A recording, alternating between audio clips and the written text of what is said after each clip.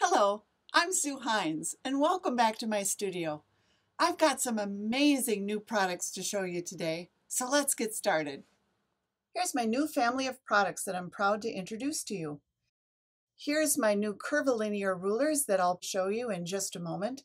And for right now, I'd like to focus on my new rulers. I call them Sue's Canoes because the shape that they do is an elongated pointed oval.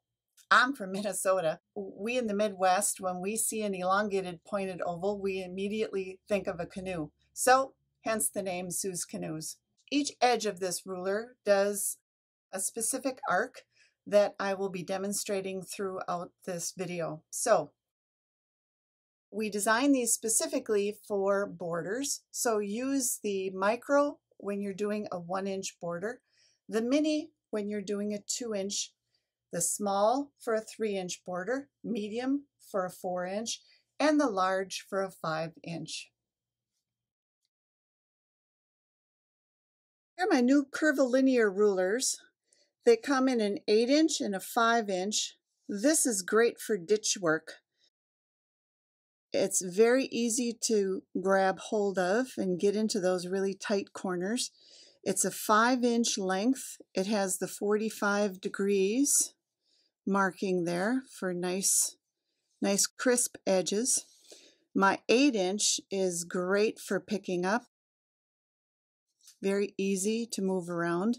And you can use it for marking off the what I'm going to show you next.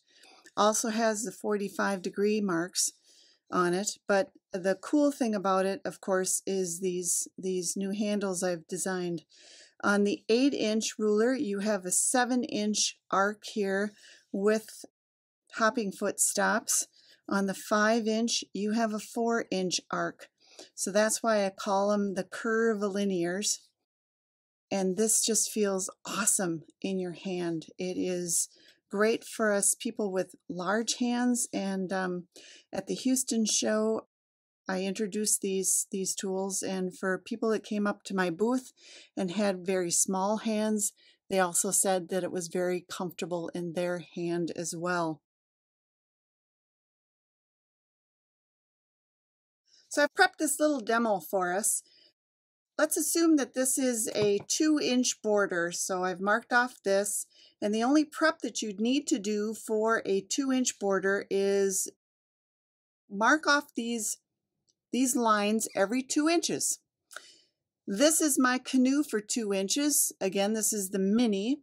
And so this is how it all works. It's pretty straightforward, actually. Each of these sides gives you a different sized canoe. So the outer arc is my biggest canoe, so let's demonstrate with that one. So to do an outer arc, I would just lay this down on my square. So this is basically a 2-inch square here that I've created.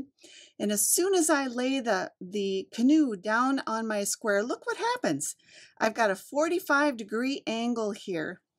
This aligns on my piecing line, basically, my ditch, and this is on the line that I have chalked. I would get my hopping foot. So once this is all aligned here, get my hopping foot that I'm going to demonstrate now with my new tool here. My hopping foot would go in here. Make sure everything is aligned. Hold on tight so that the ruler doesn't move. Hopefully this chalk is going to show up on the camera. Get a little bit more lead maybe.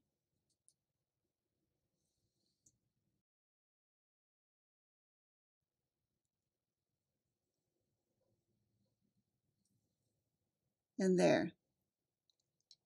Pretty cool, isn't it? And then to do the other side, again, you'd want your needle in the down position to stay down. Rotate the ruler to the other side. Align your 90-degree there and there. Hold on tight. Again, your hopping foot would be up here. And these stops are kind of foolproof.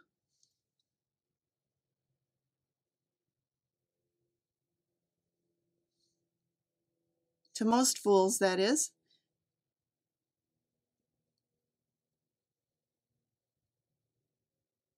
And there's your canoe. I'm going to do a quick sew out of a simple border design of 1.5 canoes. For right now, I'm going to describe what's going on with this canoe. It kind of looks like it's got chicken pox.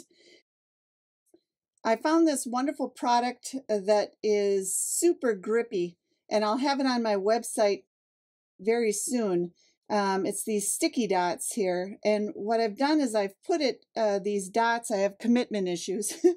I've put the sticky dots on some Invisigrip.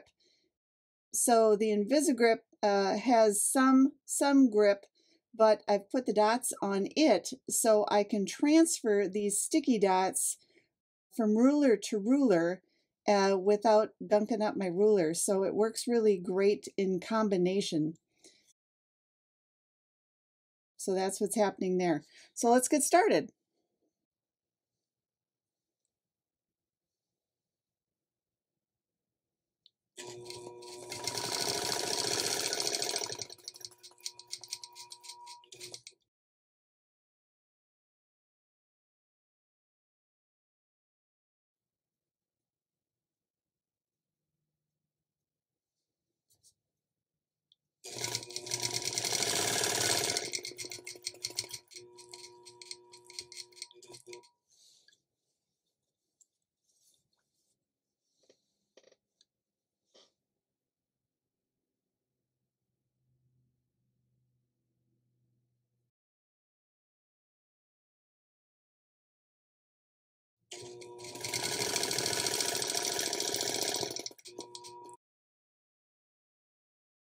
Now I'm going to show you a beautiful sew out.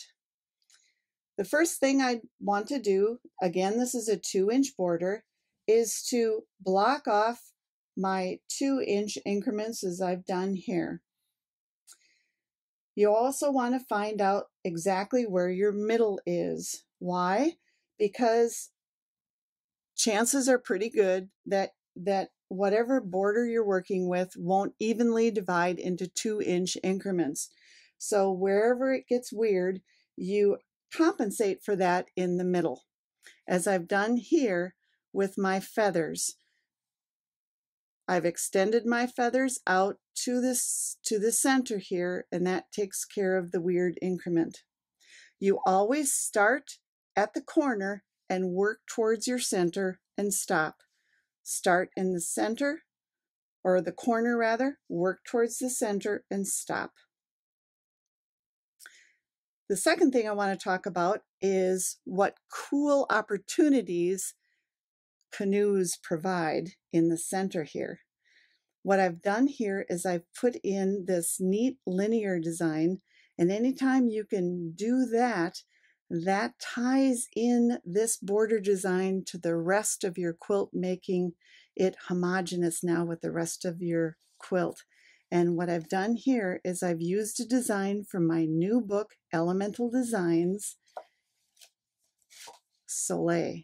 Isn't that a cool design? So that's what's in the middle of my canoe here. The canoe ruler, each ruler gives you 3 canoe sizes. The outer size here is the outer arc. That's this size here.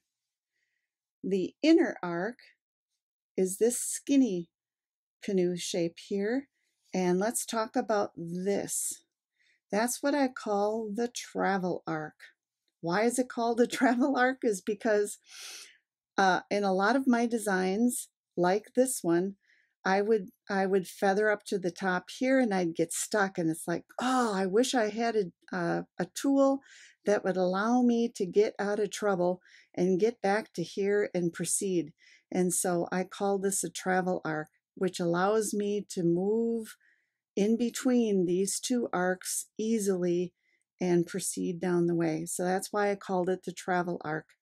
You can use these canoes in combination in a nested set of 3 in other designs, or singly like I've done here.